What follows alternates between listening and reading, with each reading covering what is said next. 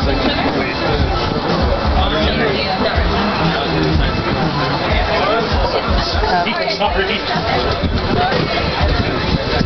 Yeah, right there. Thanks. I'm going by already finished movies or on top of the fence, leg over, and the bike is still down there. I'm like, how are you even gonna get your bike over?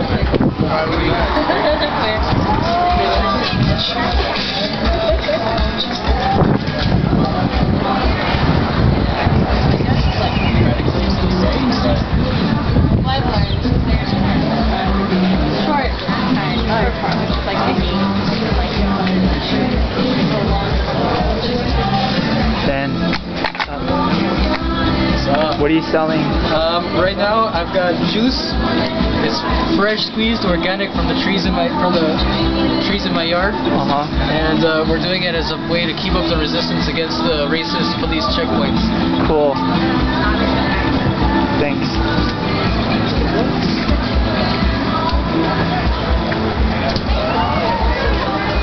Hi, what's going on here today?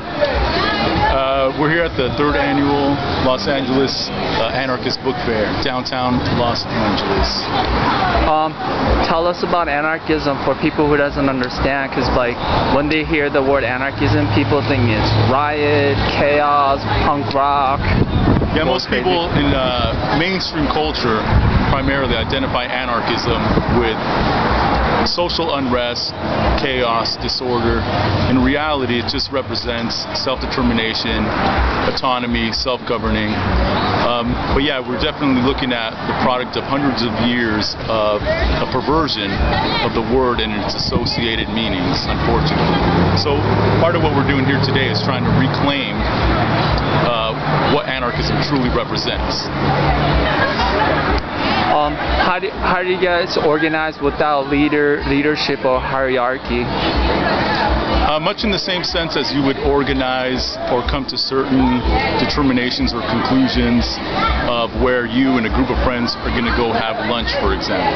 You don't necessarily have to have someone on top, dictating where everyone's going to eat.